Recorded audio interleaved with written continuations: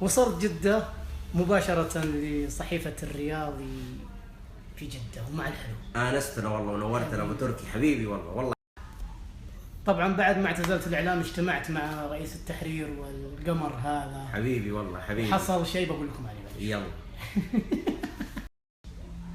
طبعا أنا باقي في عقدي مع صحيفة الرياضي 5 شهور. الصحيفة رفضت أنها تلغي العقد وأصرت إني أكمل ولا تدفع وتقعد. لذلك إن شاء الله بكمل 5 شهور. وفي حوار سواه أبو عبد الله في سنابه. هبيت في الناس يخرب بيتك، هبيت في الكل أنت. على فكرة ترى لي 6 ألعب مع بلاي ستيشن خايف. يا عمي ما تقدر أخليك تلعب شوط كامل بيد لحالك كذا واجي وادقك وفرق 3 أهداف لي كمان. اللي يبي يشوف الحوار اللي دار بيننا ويشوف حساب ابو عبد. بس مو يجوا عندي وشاتم زي تويتر والله كيفك مالي دخل انا مالي دخل. ايوه انتبه.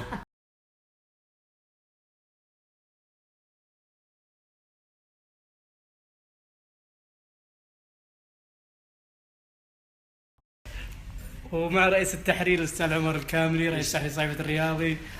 يشرفنا عبد العزيز زيارتك لجدة ولا الرياض التحديد. بيض الله وجهك بيض الله وجهك ابو.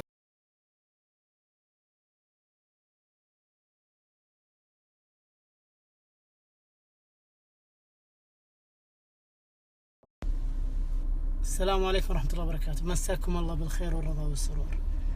حديث سريع بخصوص مستقبلي الإعلامي.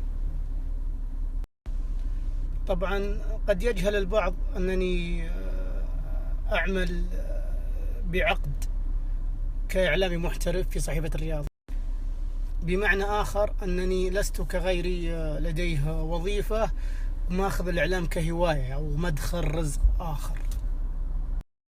ولأنني قررت اعتزال المجال الإعلامي بناء على رغبة الوالدة الله يحفظها ويطول بعمرها، كان لابد من إبلاغ صحيفة الرياضي رسميا بذلك. طبعا وصلت أمس إلى جدة واجتمعت مع الأستاذ عمر الكامي رئيس التحرير، واجتمعت مع الأستاذ طلال عبد الله نائب مدير التحرير. ما راح أتحدث عن التفاصيل اللي حدثت، ولكن يعلم الله أني أنا شخصيا ما لي رغبة بترك المجال الإعلامي، ولكن حينما يرتبط الأمر برضا الوالدة الله يطول بعمرها فكل رغباتي تكون تحت قدميها. المسؤولين في صحيفة الرياضي جزاهم الله خير تفهموا لوضعي، وانتهى الاجتماع اللي حضرت من أجله على ما يلي.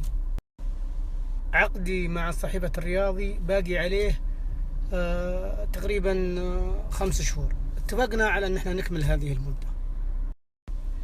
ختاما أشكر المسؤولين في صحيفة الرياضي على ثقتهم الكبيرة فيني، وكل اللي أقدر أقول لهم شكرا من كل قلبي على هذه الثقة. شكرا لكم.